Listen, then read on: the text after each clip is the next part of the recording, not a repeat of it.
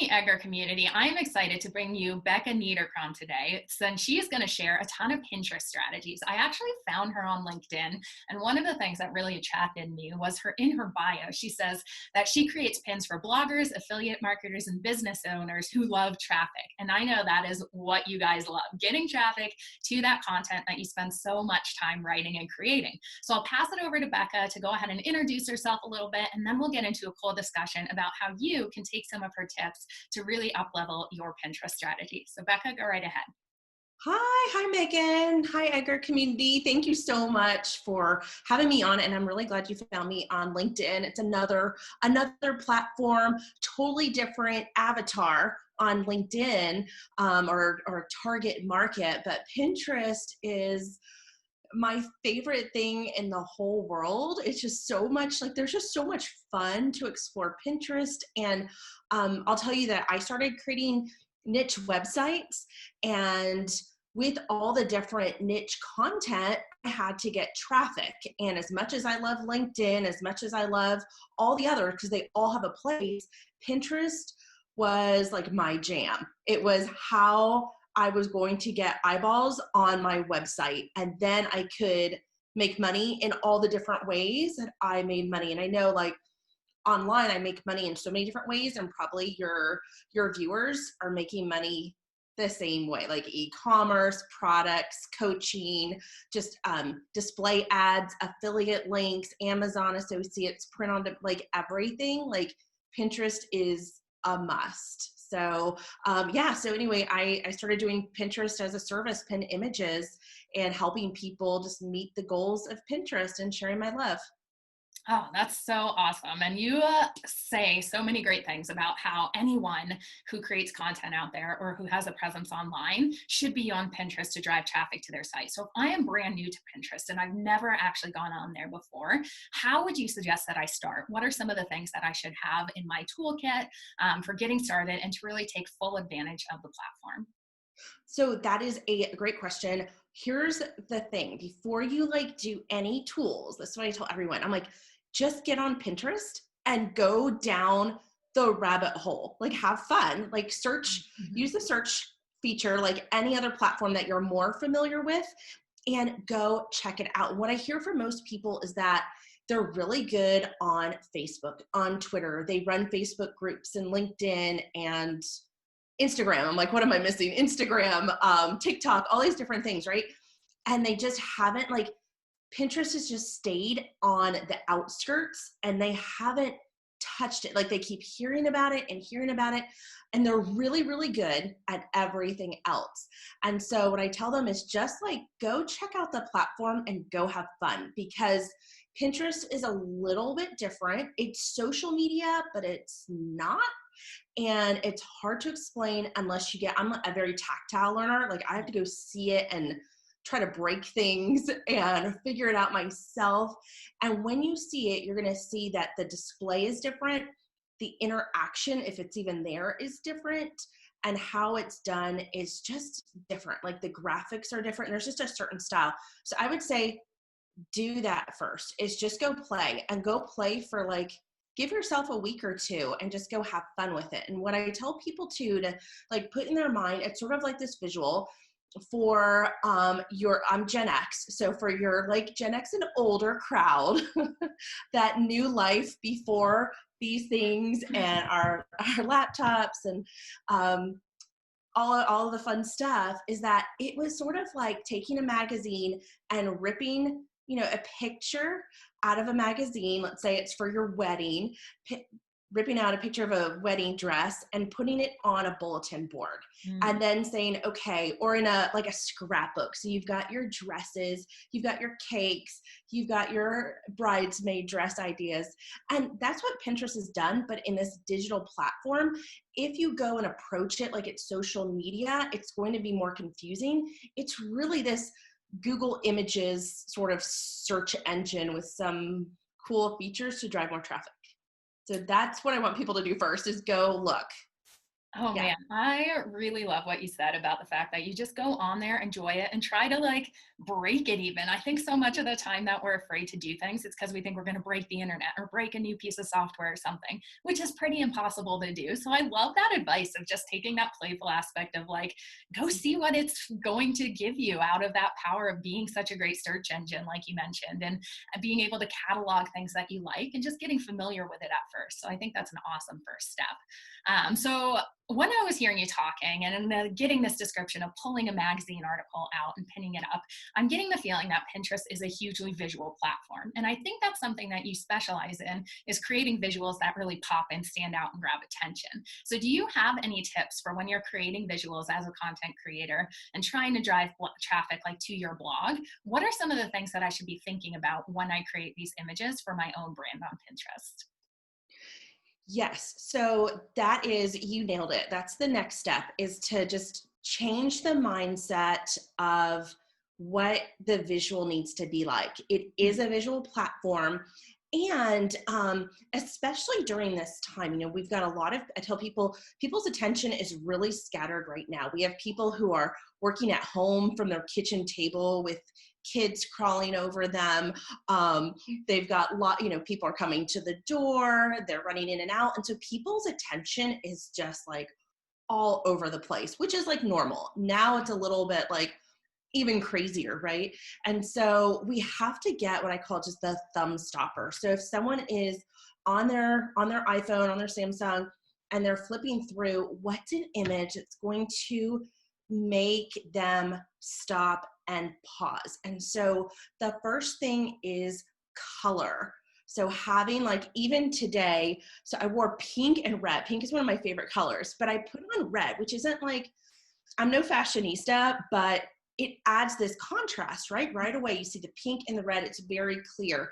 And so same thing with Pinterest, is you're going for visual contrast with your colors. And so you want things to pop. So I want you to look at different colors.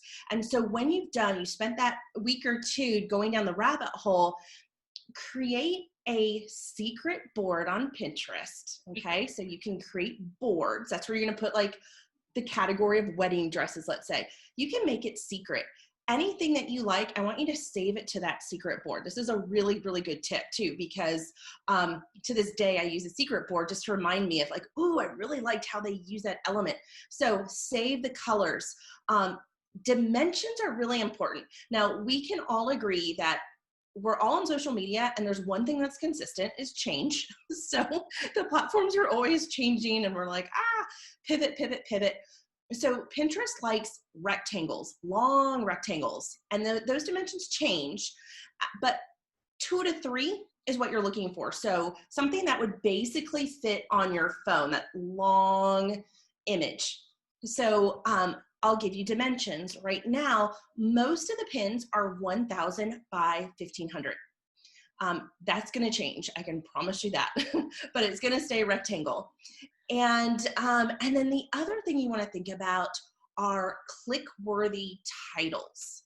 So there's like just the basic, like you can give it the same title as a header in your blog content. Or what I tell my clients is, hey, go when you're on the checkout line at the grocery store and you're looking at all the magazines and they've got all the fun headlines on the front of whatever, Martha Stewart, or I don't know. I can't think of any magazines anymore because I'm always on Pinterest.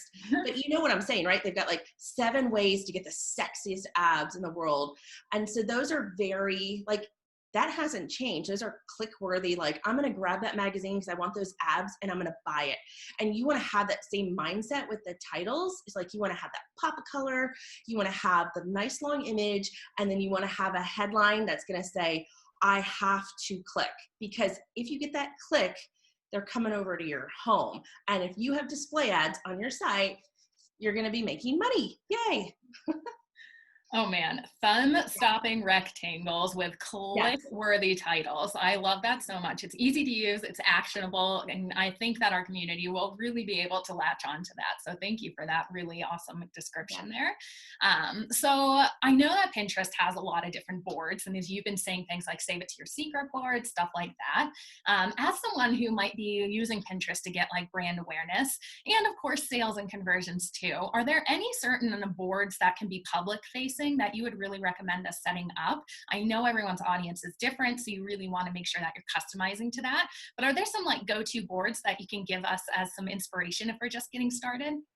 Yes. So yes, again to the secret board, and that's just like, a little tip between you and me, is to do that little secret board. But the next thing you want to do is whatever the name of your blog or your website is, give your board title that name.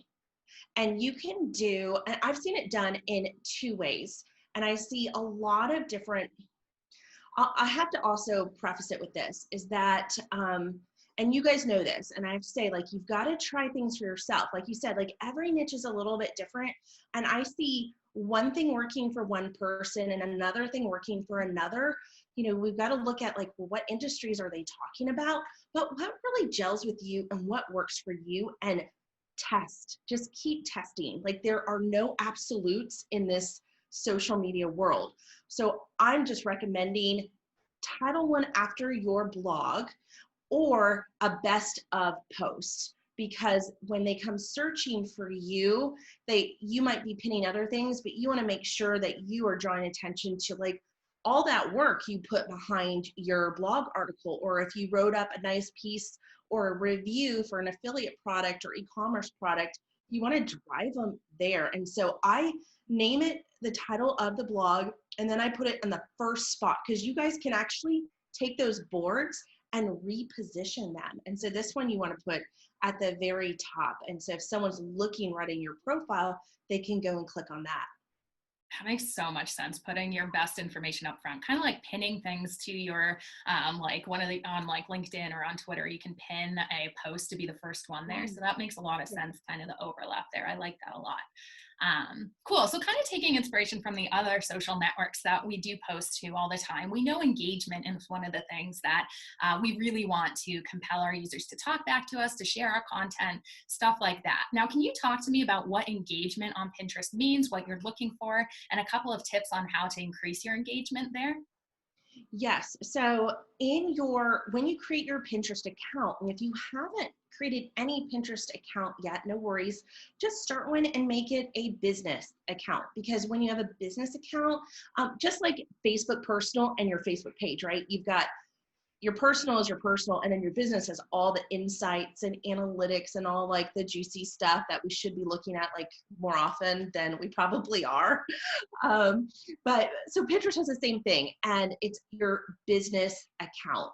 And so in that business account, you're able to look at your analytics and just get a bird's eye view of what is working. And so you want to find out like, hey, did the pink and red work? Did the turquoise and red work? What was it? And so the number one metric that you're really looking for in the drop-down menu in analytics is link clicks. Okay. So that's the bottom line. Now, there's other analytics there, such as, I'm trying to like think at the top of my head, there are monthly views and impressions. And I always say, okay, well, it's nice. Like it makes me feel good when those numbers start to rise up, but really the only thing is the click through. And so like, y'all know, you can like fool yourself, because I've done it to myself. Like, I'm like, ooh, my monthly viewers is going up, but I have to go look to see, okay, is anyone actually clicking through? Right. And a couple ways you could do that, again, is look at those metrics, look at which pins, these nice rectangles that you've made, which ones are really resonating with people who are coming and looking, what are pulling them in. And one thing that's I found really helpful are arrows. That is another one of like my best tips is arrows. And you will see those when y'all go down the rabbit hole, you're going to see people use arrows and calls to action. And what it does, it helps just filter out the noise and get your reader just to zero in on one thing. So whatever that call to action is, it's a freebie or a lead magnet or a buy now, whatever it is, like use arrows and all the graphics, by the way, and y'all might already know this, but I use just there's different graphic tools out there to use that are totally free, PicMonkey and Canva. And I'm pretty sure your audience is probably poking around on those already. Yeah. Oh my gosh. I love Canva so much. I am not a designer and it makes it so easy to get those images. So if you guys aren't poking around there, I totally agree. It's one that you should have. Awesome. I love that kind of deep dive into what metrics really are like the ones that are moving the needle and not just those feel good vanity metrics. So I'm glad you brought that up because it can be so easy just to get kind of caught into those. Cool. Wow. I know I've learned so much on here and I would love for you just to leave our community with one more tip that you feel like is a must know for Pinterest. So that we can wrap it up here. And guys, if you're taking any of these tips or if you want to get in touch more with Becca, in the description of this video, I'm going to go ahead and put a link to where you can reach her on LinkedIn, and definitely reach out if you do have other questions because this has been an awesome interview. So one more tip I would love to hear from you today, Becca, before we wrap it up and say goodbye. Yeah, absolutely. And this has been awesome, Megan. I could like talk for hours and hours about Pinterest, anything online. I just love it so much. What an opportunity we have to just roll deep online, especially right now. A lot of us are at home. And so here's a big tip. Make your text readable. Make it not one doubt what you're trying to say. So if you're trying to say how to, and the image, the photo behind it is just really busy, the wrong colors, make sure it pops. And you can do this by adding an element on Canva, a rectangle, and putting it behind and contrasting. So now you can have the text saying how to in hot pink and the rectangle behind it being a bright yellow. So if you need to add some background, add background, make sure it pops. There's no doubt that your reader is thumbing through and they stop and they know exactly what your text on your pin is. Make it work. I think that is so smart. I think so often we're like, oh, people will know what's going on, but we forget about that sort of beginner's mindset of saying, okay, what's going to catch someone's attention? And I just love this term of thumb stopping that you threw out there. I'm going to think about that so much when I create my content from now on. Like I said, guys, this has been such a fun chat. Get in touch with Becca in the link here. And we're excited to release our Pinterest integration with MeetEdgar. So definitely go ahead and grab an Edgar account if you don't have one yet so you can save even more time and gain even more traffic. Becca, thank you so much again. Great. Thank you, Megan.